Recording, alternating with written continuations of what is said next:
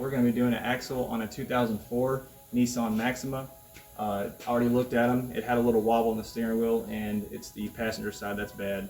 So we're going to replace that. Alright, and once you take your wheel off, just sit it aside. Here, I'll show you where the damage was. Around. Can you show right there through that hole? You can see the axle boot is ripped. There's grease leaking out, but other than that, it's shaking real bad whenever you accelerate. So this axle's got to get replaced.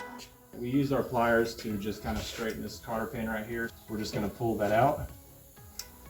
And I like to put some WD-40 or something on the threads on this axle because these nuts can seize up from rust and it makes it tough to get off.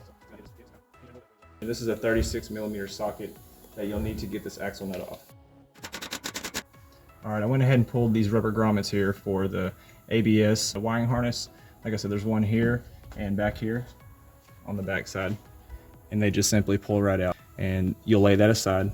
Next thing you need to get off is this brake line clip right here, and you can, that little lip right there on the edge is what you're going to use to get that off, but I've got a hammer and a chisel. We're going to put that on that lip right there, and we're going to hit on this right here.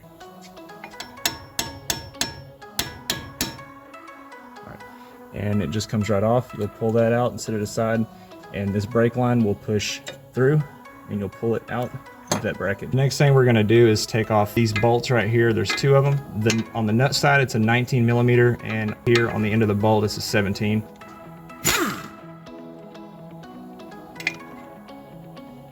Set this over here.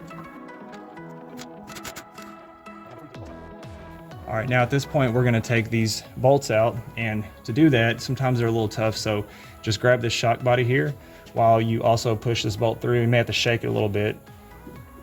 Once it's through, you'll grab the back side and just pull it out just like that. Sometimes it goes easier, sometimes it goes a little tougher. And right now I'm going to leave the bottom bolt in because I need to make sure this axle isn't seized up and it will go through. So to do that, we're just going to use a piece of wood instead of tapping directly on the axle because it will damage the axle and it makes it hard to get a nut on later. So we're going to take our wood and just tap it. And luckily, this one wasn't seized, so it went through easily.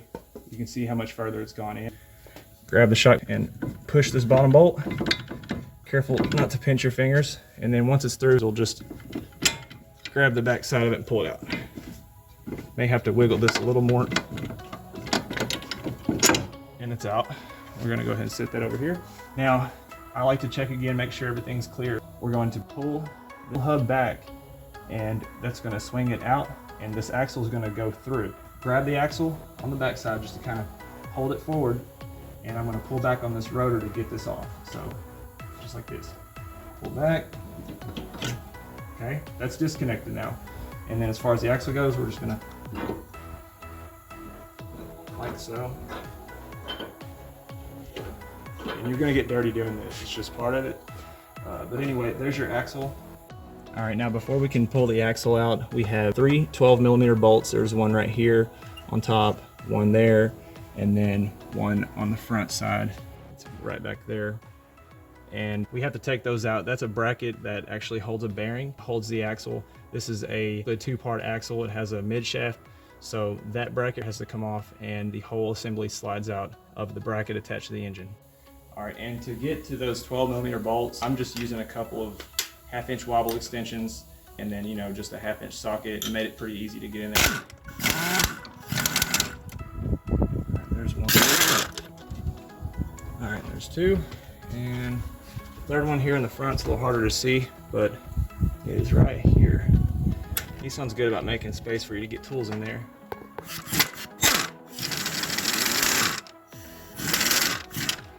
Alright, there's the third one. All right, now we're underneath the car. This is the bracket right here. Took the bolts out, the 12s, and I'm using a pry bar and a hammer. I'm going to hammer one that's closer to the wheel, which is this outside one here. I'm just going to hammer it sideways like this. And we're just going to keep hammering this around. All right, now once you've spun this bracket right here around, you're going to take your pry bar.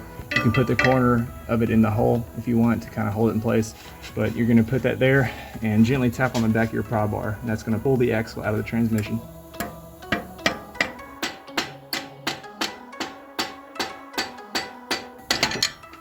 All right, and it'll just kind of pop out like that. To pull the axle out, you're just going to grab this end, the end that's closest to the wheel, kind of support it, hold it up, and then grab somewhere in the middle and ease it out.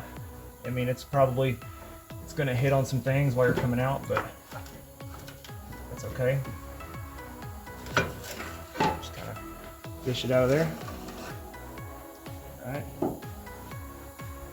And here's our bed axle. Getting ready to reinstall the new axle. Something I like to do is put a little bit of grease right here on this especially, because these like to give you a little problems going back in. Put just a little bit on the splines right here, but just a little bit to help that slide in, and then also a little bit right here on this axle seal. Start out with the spline side that goes in the transmission, this side right here. It's gonna go in first, and it goes through that bracket right there, that hole.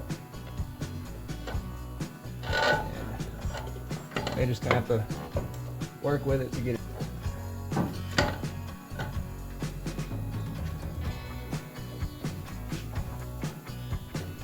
You know, just try to be careful whenever you get it to where it's about to go in the transmission. You want to make sure that the splines on the axle are lined up with the splines in the transmission. As you're guiding it in, you're going to turn the axle. You will feel the splines go into place. Of course, this thing's going to give me hell right now. There it goes. There we go. The axle is flush there against the seal, and that's what we want. This bracket right here needs to spin to match this hole with this hole, and vice versa. All the other two will line up. So we spin that, and I can see that's lined up. I can see that one's lined up, and the front one's lined up too. All right, once we get those all started, we're gonna tighten down.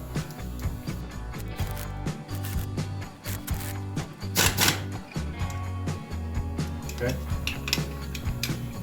Now from there, we're gonna guide our axle into this hub. What we're trying to do here is guide the end of this axle through this hole and where the wheel bearing is. So we're gonna thread it through, and that's our goal right now.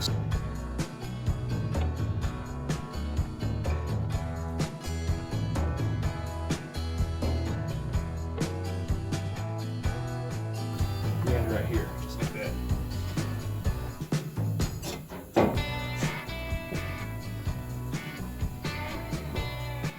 Like these holes right here that we started with, we're gonna push this up until it's lined up as good as you can, and just start the bottom one first, like that. Take the top one and put it in also,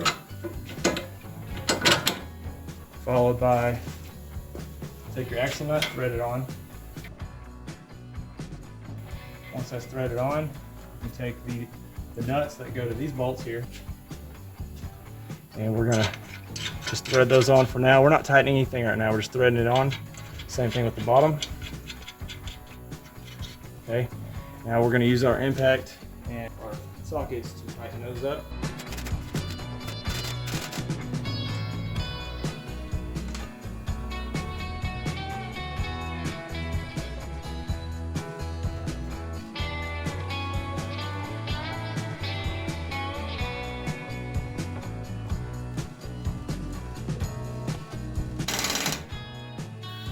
Reinstall our ABS sensor grommets for the harness on that, also on the front side here.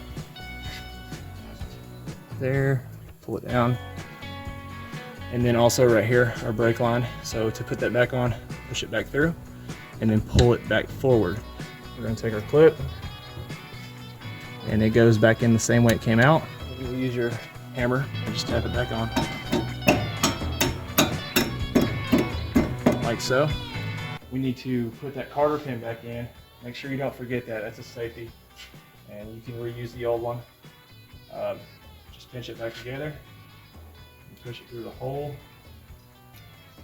Like that, spread them out. We're gonna put the wheel back on and it's done.